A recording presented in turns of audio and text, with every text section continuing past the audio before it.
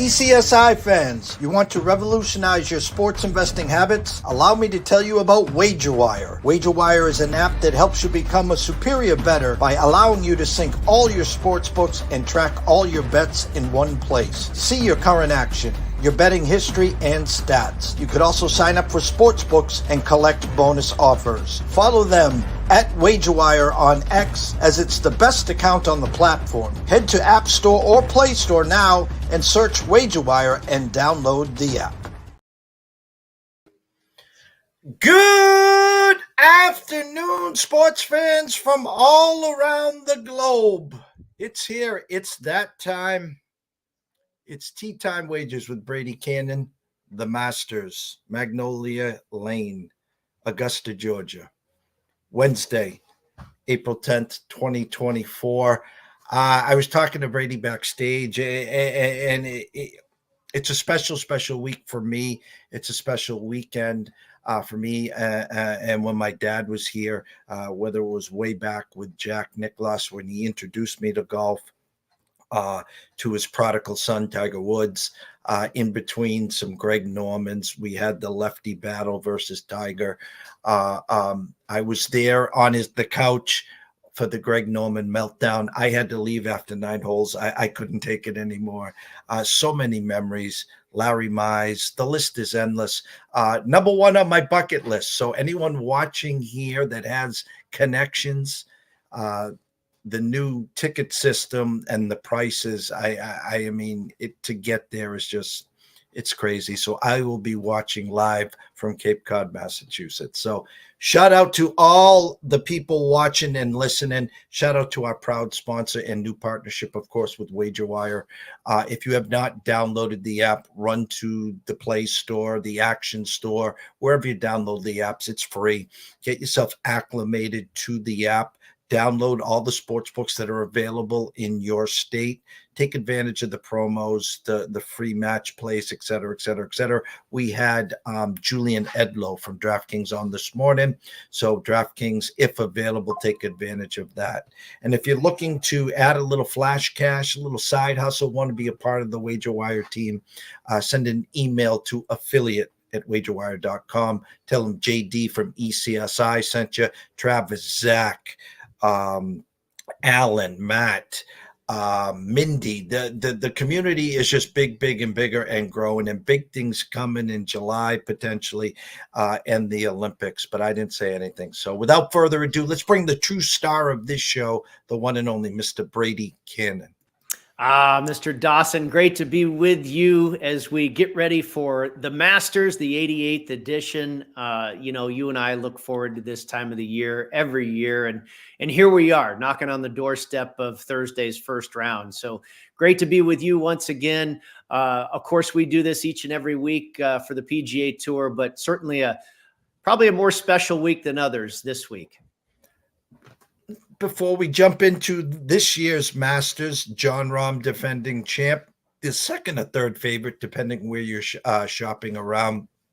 Last weekend's events, and I tell you, we were witnessing history on the back nine, 6-shot lead that looked insurmountable, that basically went to sudden death and then a timeout because of a fist bump and a shoulder. Let me tape him up. Bring us back to Sunday. Bring us back to what you saw and your thoughts, especially on the back nine. It was tremendous, Jeff. I mean, it was thrilling. And you're right. For a long time, it wasn't thrilling at all for anybody other than Akshay Bhatia and all the people that had a ticket on him to win that golf tournament outright. I was tracking it because I write a Sunday column for the PGA Tour. I have to recap the event. So I was watching it right from the start all the way through, and I was watching the odds change. He opened up Sunday at minus 350 to win the golf tournament with a 4-shot lead at that time. Couple 3 holes later, he had a 6-shot advantage, and he was quickly up to minus 5,000. And then by the time he got to the tee box on 13, he was minus 10,000, and it was shortly thereafter that BetMGM took the odds off the board at PGAtour.com, and only the odds for who was going to finish second were up. And then Denny McCarthy went off like a firecracker and made 7 birdies in a row to catch Bhatia. and the odds quickly popped back up on the board. But you're right, witnessing history. Denny McCarthy had 92 putts for the entire tournament. That ties an all-time PGA Tour record. He forces the playoff. And then, like you say, Batia makes that very clutch 11-foot birdie putt just to get to the playoff after having such a, like you say, insurmountable lead. He pumps his fist. He dislocates his shoulder. They get to the first playoff hole. He's getting ready to hit his 85-yard approach shot into the 18th green, calls for a trainer, has him tape it up. And what does he do? He sticks it to inside of 6 feet, drains the birdie putt. McCarthy dumps his wedge shot into the water.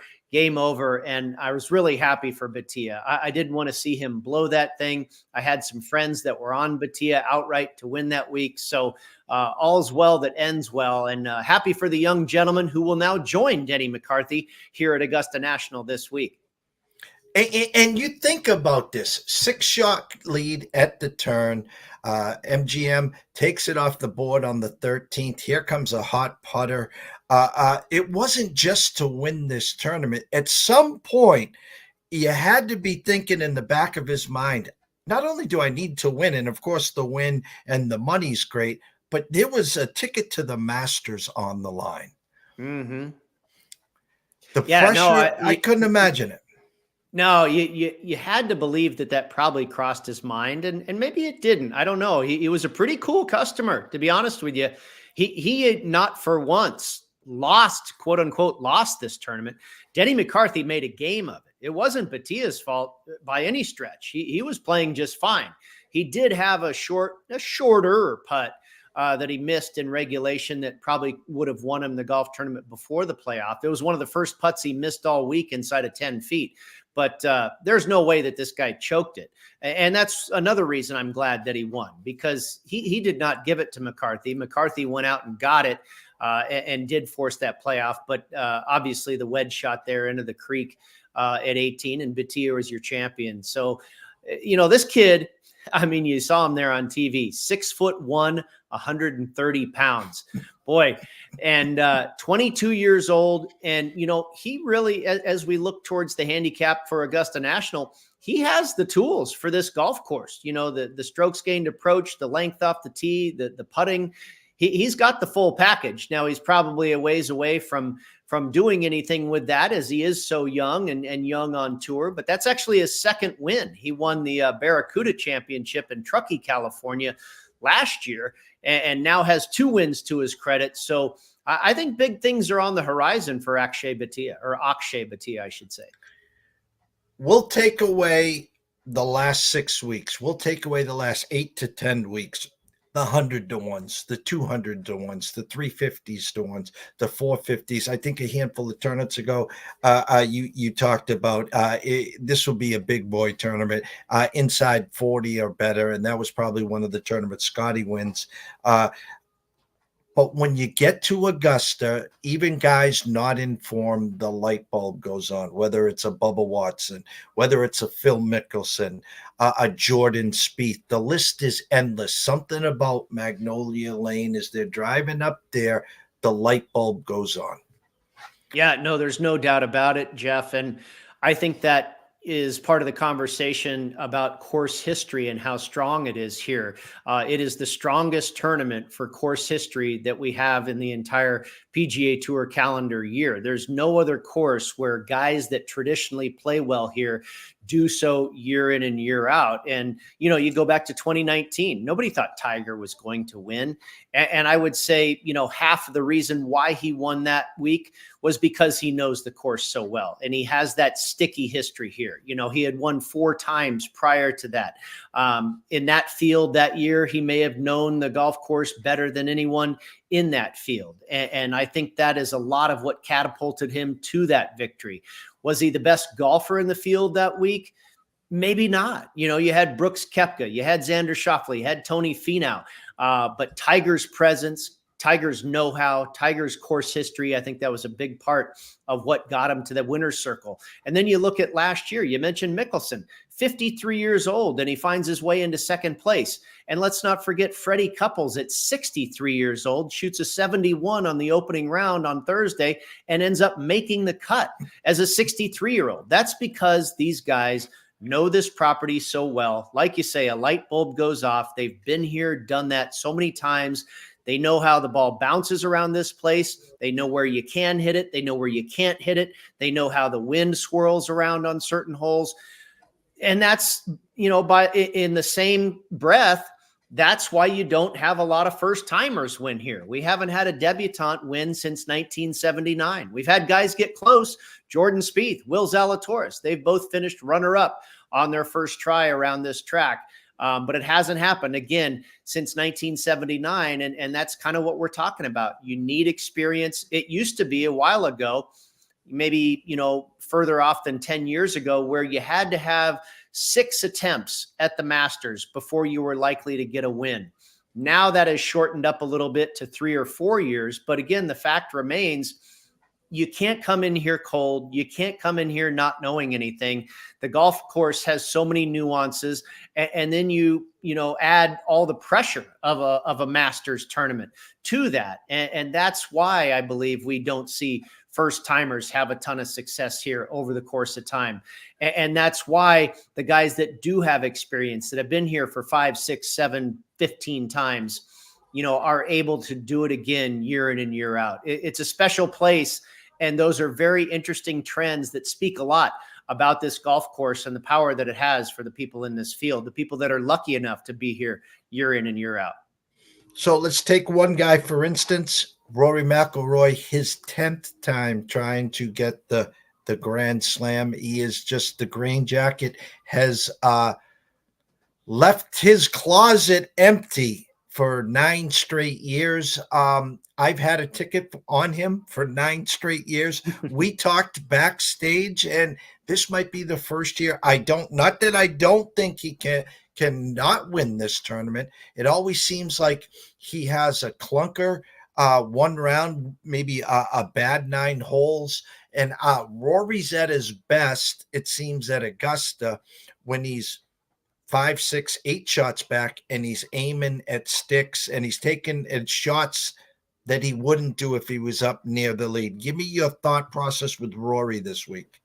Yeah, a couple different things that I've thought of myself and heard of this week about McIlroy. First of all, I was at dinner with a bunch of professional bettors and good friends and really sharp guys last Friday night. And, I said, the word's kind of out amongst the general public, not just within the confines of the golf betting public or the sports bettor public, but I think it's gone beyond that now, where we're to the point where the general public says, Rory's not going to win. He's not going to do this. It's become a public storyline, if you will. And I said, when that's the case, maybe it's the time to bet on him now.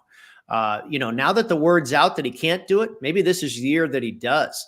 The other thing is, it was interesting to find out not too long ago that he took a different approach with his practice rounds, I guess, this week, and not necessarily teeing it up with, his buddies rubbing elbows with Freddie Couples and Tiger Woods and yucking it up with those guys. But no, he rather took on the role of mentor rather than the mentee or the pupil, if you will. He took on the role of the teacher and went around with Ludwig Aubert, a first timer, by the way, who he was a Ryder Cup team member with back in September in Italy, and kind of took him under his wing and walked and played the course with Aubert. So I thought that was an interesting change as well. And, maybe those are 2 signs that Rory's due for a change in where he finishes here too. So, as sports bettors, we have to be contrarians like that. And maybe this is a good contrarian spot for Rory McIlroy. Jon Rahm, defending champ. Obviously, we know the story. Decided to go over to LIV. 13 LIV golfers in all will be partaking tomorrow at Augusta. Thoughts on Jon defending the green jacket? Thoughts on him playing on LIV? I don't think it will affect his golf game, his mentality. He gets on the course. He's always seemed to be all business. I don't think he's going to freely hand over the jacket. What are you thinking about Jon this week? Yeah, I think he'll be competitive for sure. Just because he went over to the LIV circuit doesn't mean that he's not one of the top 5, if not top 3 golfers in the world anymore. He's had a number of top 10 finishes on the LIV tour. He hasn't won yet. And I think he's kind of having a tough time acclimating himself to wearing shorts and the shotgun starts and the loud music. And I don't know if he's really thrilled about it. I believe he came out and said, I'd kind of like to see it go to 72 holes, and maybe he'd have a win under his belt or two if it was a full 72 hole tournament. I don't know if that's a distraction. I think, he's dealing with a lot of distractions this week as the defending champion, hosting the champions dinner on Tuesday night, the media commitments, the pressure of defending your title. It's only been done 3 times in Masters history by none other than Tiger Woods, Jack Nicklaus, and Nick Faldo. And, I know one very well-respected golf writer and golf bettor in the golf betting space that likes Jon Rahm to defend this week and feels that he's no stranger to the Nicklaus Faldo Woods trio there, and could put himself into that conversation. And I'm not going to necessarily argue with the man. I'm not on him this week. And you also might argue, Jeff, that there's value in his price. I've seen him in the neighborhood of 13-1, 12-1. I haven't really seen him lower than 11. I think that the consensus price is probably about 12. And many people feel he should be 9 or 10, and that he's probably being inflated a little bit by the fact that Scottie Scheffler is so short. So, I think there's reasons to not bet on Jon Rahm. I think there's reasons to bet on Jon Rahm. My personal opinion is that he's not going to win, but I'd be surprised if he was maybe worse than 12th. I think he's going to be somewhere probably in the neighborhood of a 5th place to a 12th place finish. He's too good to not show up again. His track record at this golf course is fantastic, obviously capped by a win here last year. So, we talk about course history. He's probably going to be close once again, and that's what I would expect. 2 big fan favorites. Obviously, Tiger Woods is one of them. Was going to play a handful of weeks ago and pulled out. Since said his body's just not there. Asked the question, what do you expect this week? Well, if everything goes well, I think I got one more. Obviously, a poor showing. Who knows what this year's future is with him?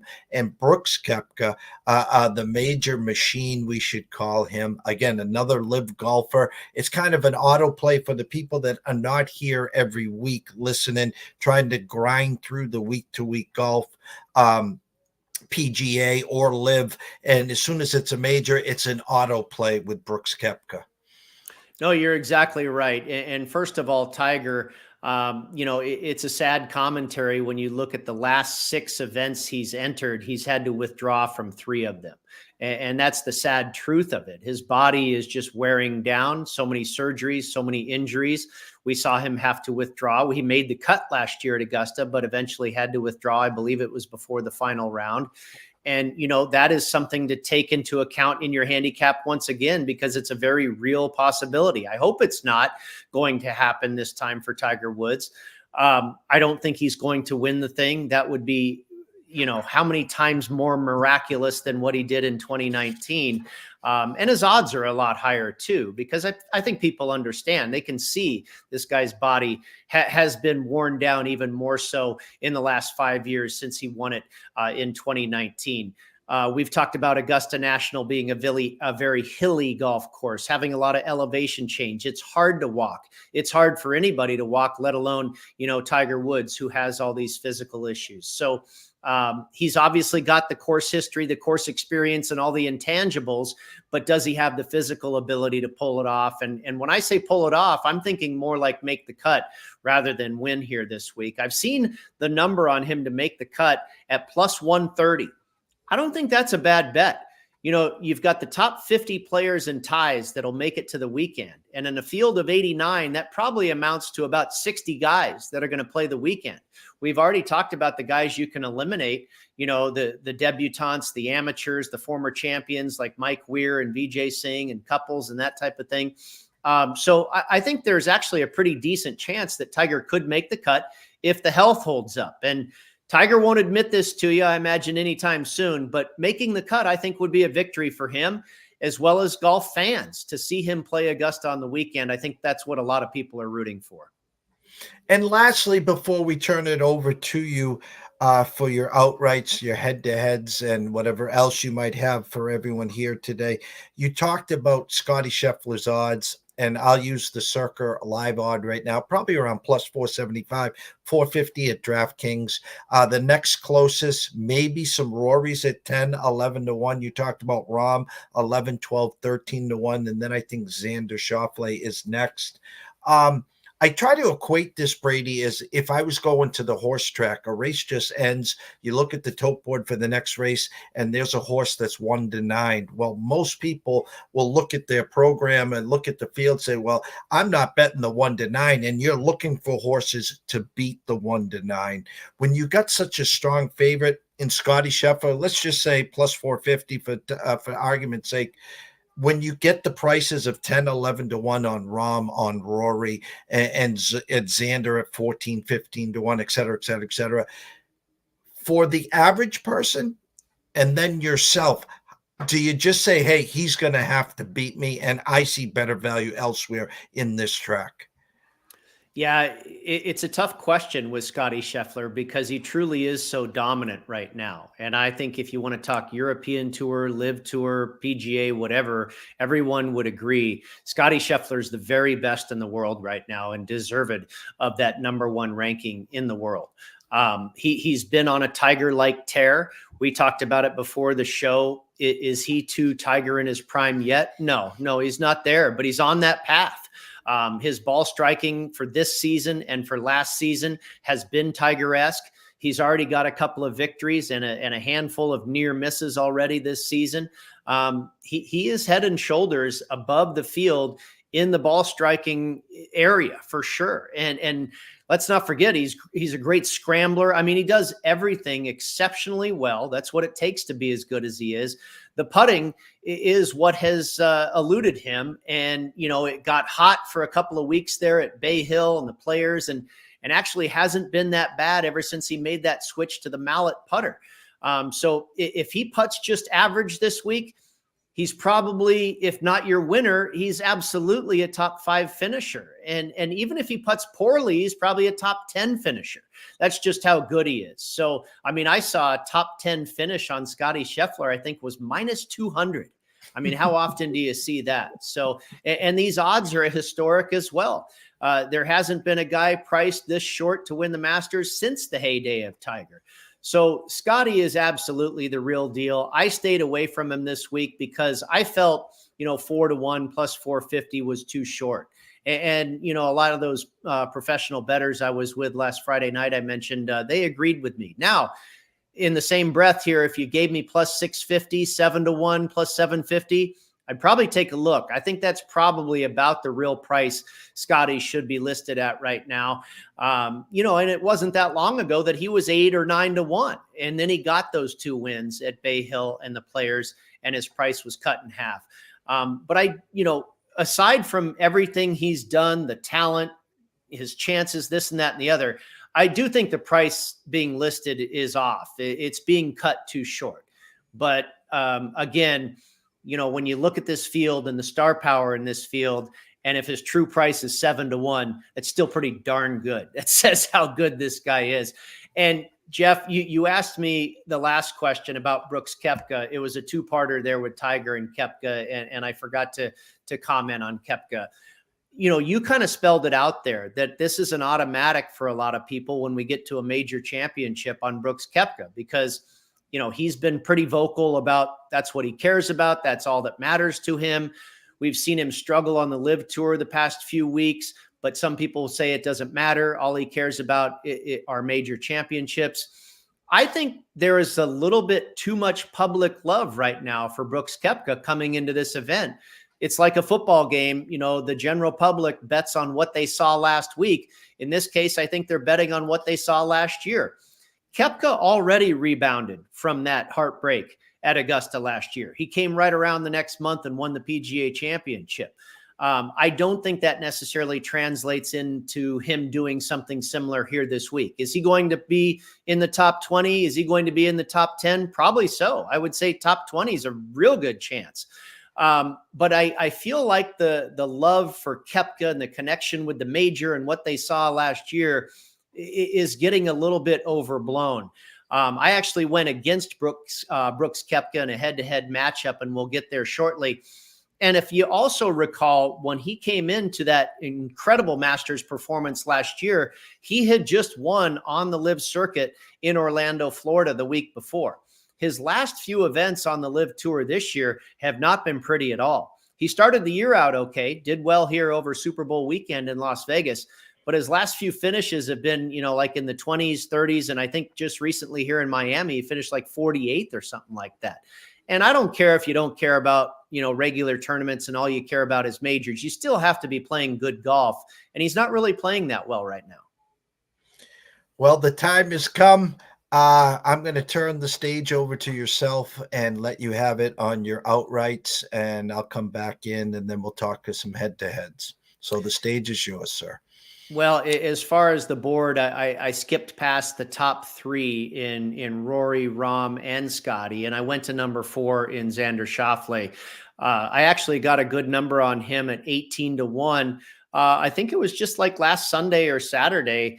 And all of a sudden we turned the page to Masters week and his number crashed to like 12. I think 14 is probably about the consensus number on Xander right now. And that's not an awful price. I think 14 or 15 is still worthy of a bet. And, this guy has been not only a machine at Augusta National in the past, but a machine this season. He already has 6 top 10 finishes this year. And you and I both recall was going into the lead or held the 54-hole lead going into Sunday at the Players Championship, and an unbelievable charge by Scottie Scheffler tracked him down and got the victory that week. So Xander has not only had top 10 finishes, but has been very close to getting a victory.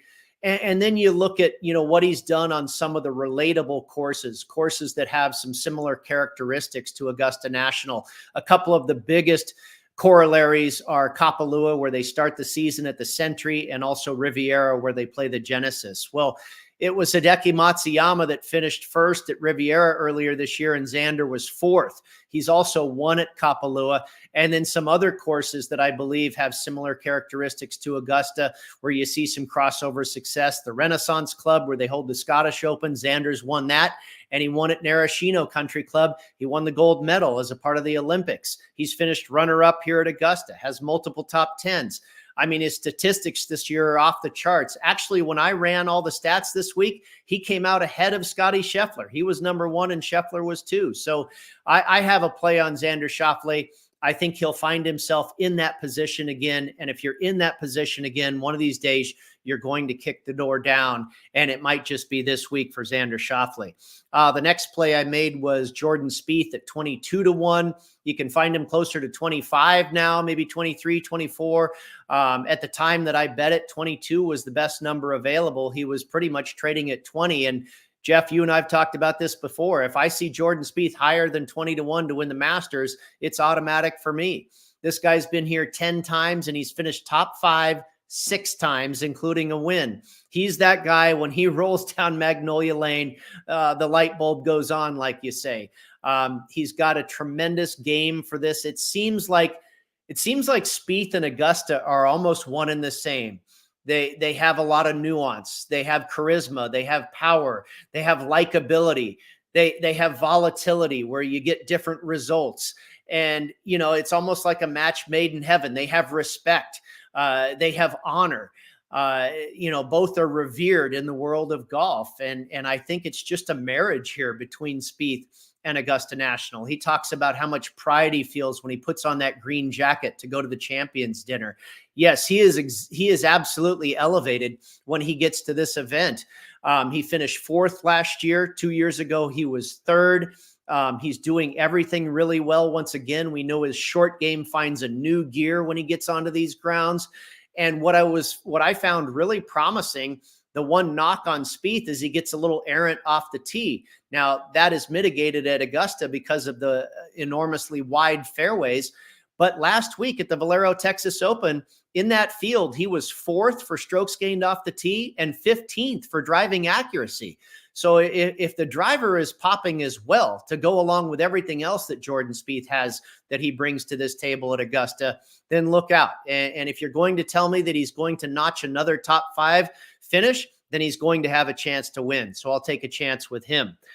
Third on the list is Will Zalatoris. I got him at 28-1, and I bet this after he finished runner-up at Riviera, because I've already talked about the connection with Riviera and Augusta. And I said that was a real clue for me, for a guy that's already finished runner-up at Augusta and followed that up with a 6th place finish. I bet him at 28, which was the best number at the time. Now, he's since missed the cut at the Players' Championship and fallen off just a little bit. So you've seen that number rise all the way to 35 or even 38. So you can get a better price on Zalatoris these days. His putter has improved with the broomstick. He's got the entire package. His short game has improved. His ball striking is amongst the best in the world. He's got distance off the tee. I expect he's going to be in the fold once again. And then Hideki Matsuyama, I got at 29-1. And I got this last weekend while he was doing more magical work at the Valero Texas Open. And then again, like Schauffele, once we turned the page to Masters Week on Monday, his number 2 came crashing down. And now I've seen him even under 20-1. I would say anything 20-1 or better on Hideki is a pretty good play. This guy's arguably the hottest player in the field, right there with Scottie Scheffler, coming off of a 1st place, at Riviera, a 12th, a 6th, and a 7th. Hideki Matsuyama, also a former winner here, so course history is in play. If you look at the last 36 rounds, he is second only to Scheffler in strokes gained tee to green, and he's number 1 in this field in strokes gained around the green. So Hideki Matsuyama, a play for me as well. And then I went to a live player, Joaquin Niemann, at 31-1. And that's pretty much the current price, maybe a little less at 30. You might find 32, but right in that pocket there is Niemann. And I think that's a good value, because I think it was even more prevalent last year, but still a factor this year, where the live players just don't garner as much attention because you don't see them as often. Out of sight, out of mind is kind of the theory there. And I think it plays out in the betting market. So I think Joaquin Niemann, first of all, I think he's a top 10 player in the world, even though the world rankings won't tell you that, because he's on the live circuit. He's no longer gaining points. But I think most astute golf handicappers will tell you this guy is absolutely a top 10 talent, and maybe they'll say even better. He's got all the tools: length off the tee, the magical short game, iron play that he can work in both directions, putting. And he's also has experience here. This will be his 5th trip to the Masters. And I love how he has gotten progressively better. 69th on his first attempt, followed by 40th, followed by 35th, and then 16th last year. So he keeps getting better and better. He's already won twice on the Live Tour this season. He won the Australian Open. There's not much that you can, find a chink in the armor of Joaquin Niemann coming into this 88th Masters. And one other thing, the biggest win of his career, by the way, in 2022 at Riviera. And what did he do that same year? Lost in a playoff at Kapalua. Also has a 5th place finish at Kapalua. 2 of the probably strongest correlated courses to Augusta National have been sites of big-time success for Joaquin Niemann. And then a couple of longer shots. And Jeff, we should also point out, I believe we touched on it, that you can kind of trim this field down to 30 or 40 guys who truly have a chance to win it. We haven't seen a long shot win this in a number of years. Danny Willett many years ago, and even before that, Charles Schwartzel. But basically, the average price on a winner in recent history is 19-1. So it is a chalky event. 31 is the highest price I have. 18 is the lowest price I have. I'm right there in that window. And then I did take a couple of stabs with some guys at longer prices. And first of all, Tony Finau at 47-1. I think you can find him in the 40s, and I'm okay with that. Finau has had problems putting this year, despite really improving his putting last year. It's fallen off again this year, but everywhere else around his game is so good right now, Jeff. He's maybe playing the best golf of his career outside of the putter. He is 6th on tour for strokes gained tee to green, 6th on tour for par 5 scoring, which we know is huge around Augusta National. And he is 7th on strokes gained approach. And he is also inside the top 20 for hole proximity from 200 yards out or greater, which is a very popular distance that these guys will be hitting approach shots into these greens into this week. So Tony Finau really has everything going. He's finished 5th here before. He's got a couple of 10th place finishes here before. The correlated courses, he's a machine at Torrey Pines. He's won at Memorial Park. Just a few weeks ago, he finished runner-up at Memorial Park. So if this guy, it's kind of like Scheffler. If he just putts decent, he's going to be right there at the end. So 47-1 is pretty juicy considering all of that. And then finally, Shane Lowry, the Irishman, at 70-1. You can currently find him probably in the neighborhood of 55, maybe not quite to 60, but somewhere in the 50s, I think is okay on Shane Lowry, who is just a big game hunter. He plays difficult golf courses very well. He's a major champion. He's got history here. He has 4 straight top 25 finishes, including a 3rd place the year Scottie Scheffler won the green jacket. So Lowry is another guy that has the course history, has the pedigree of a major championship winner and the ability to handle that pressure. And also, he is a guy that has all the tools that are needed around here. Magical short game, great with the irons that he can work in both directions. And, you know, you look at that forecast, supposed to get a little wind on Thursday and Friday. Arguably the very best wind player in this field is Shane Lowry. And kind of like Spieth, the knock on him is that he can get a little errant with the driver. But again, that has been proven to be no problem for him with these wide fairways and the success he's had in the past at this golf course. So that rounds out the outrights for me there. Schauffele, Spieth, Zalatoris, Hideki, Niemann, Finau, and Lowry. A board where I have a lot of on my page as well. We talked backstage, and I don't know how you keep Xander off here. Talked about Willie Z and Spieth.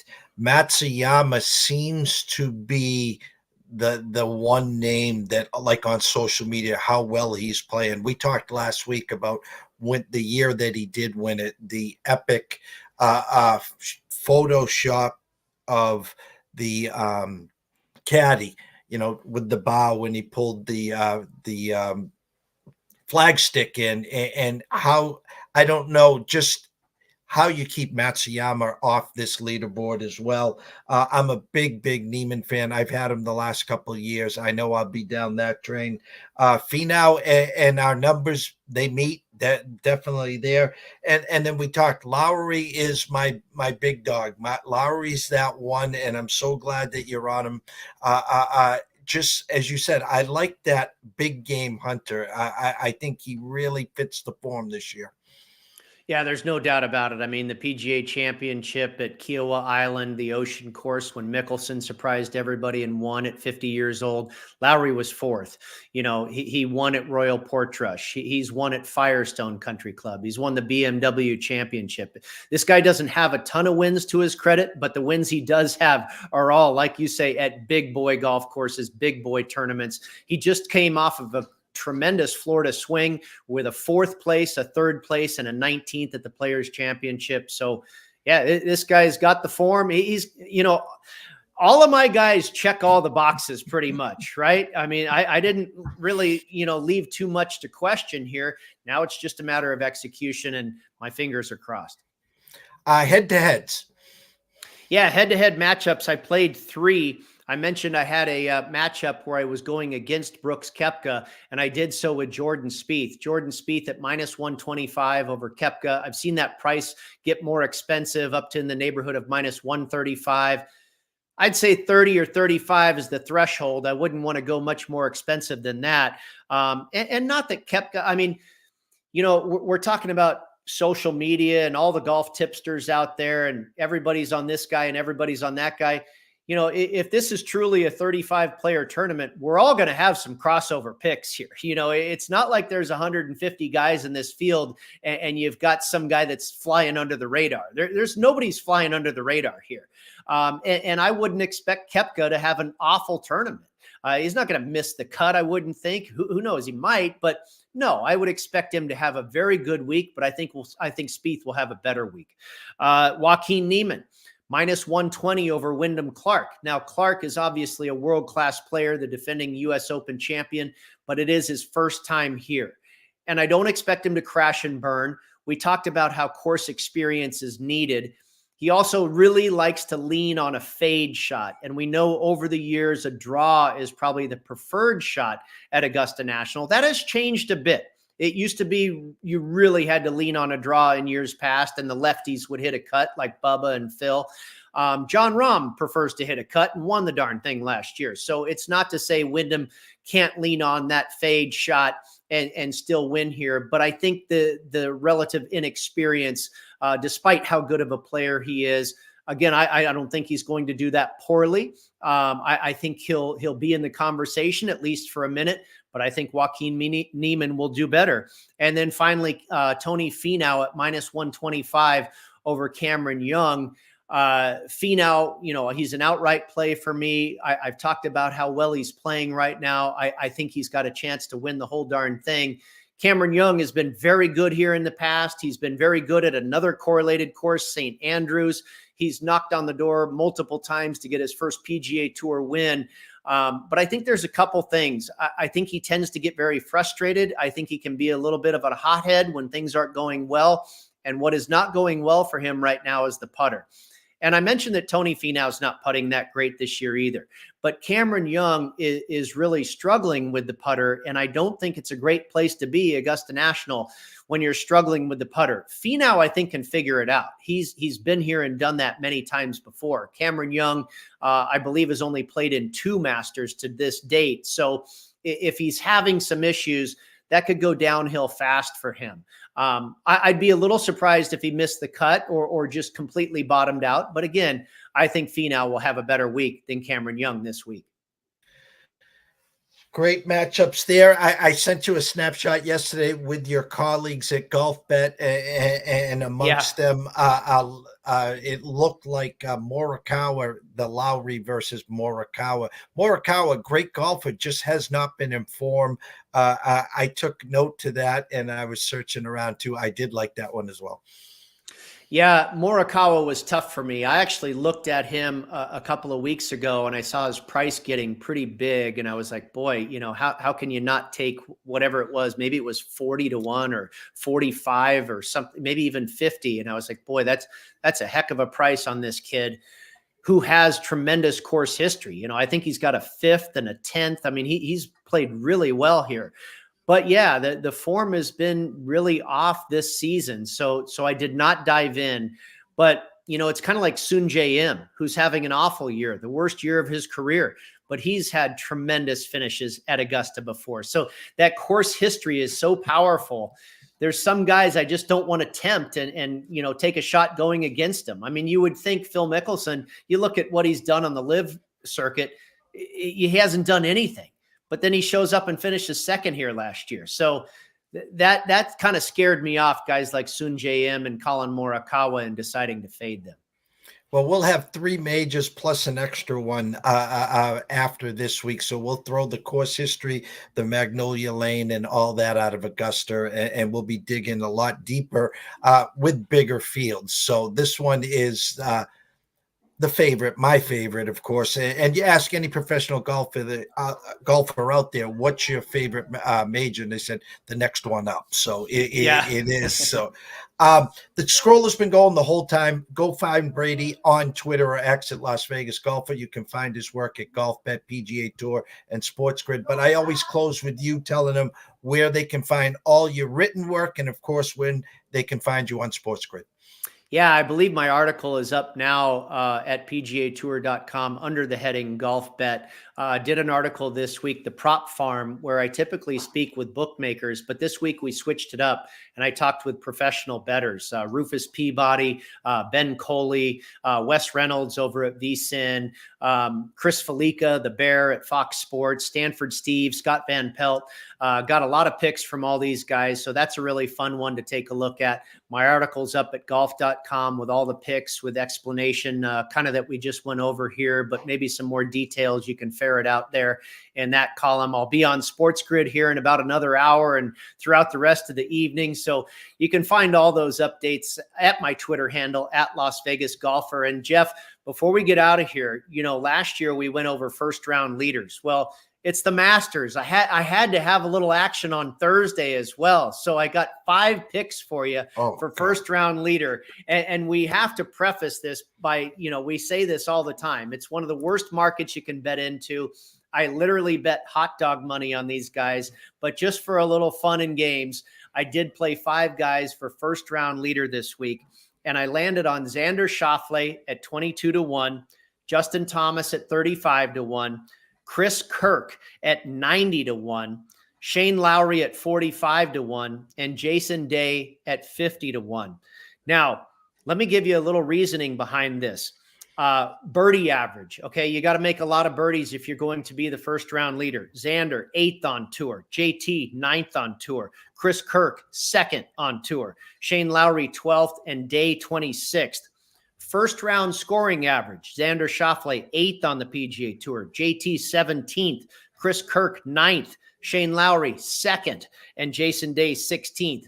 All these guys are also above average in bogey avoidance. If you're going to be the first round leader, you can't make a lot of bogeys. Xander Schauffele, 2nd. Chris Kirk, 9th. And Jason Day, 7th. And Justin Thomas is a little bit interesting here. And maybe, Jeff, talking about value and this type of thing, maybe you want to take a little flyer on this guy to win the Masters. His price has gotten all the way to like 60-1 on Justin Thomas. He has started off the year really well. He has bounced back completely from an awful year in 2023. He's got a number of top 12 finishes. Now, he's fallen off in the last couple weeks. It really turned for the worst at the Valspar when he went into that weekend as the in-game favorite at around 5-1, just a stroke or 2 off the lead. And then it all went south at the Valspar. He missed the cut at the Players' Championship. And then he switches caddies. He fires Bones Mackay, Phil Mickelson's former caddy. So the world is a big question mark right now for Justin Thomas, but it's hard to pass up numbers like 60-1. And I'll tell you one other thing why I don't mind a first round leader bet on him. We've got the numbers that we spelled out for you in what he does in some of the metrics. But I kind of relate this to like a coach being fired in hockey or in baseball or baseball or basketball or football, whatever. That very next game or that very next week, oftentimes the team responds. And we see that in golf sometimes too. A guy makes a caddy change, a surprise caddy switch, and all of a sudden he fires for a little bit after that switch. Maybe JT comes out hot on Thursday with a new caddy on the bag. I am super stoked. 5 first round leaders. Again, pizza and beer money. When we started this, when Brady started this,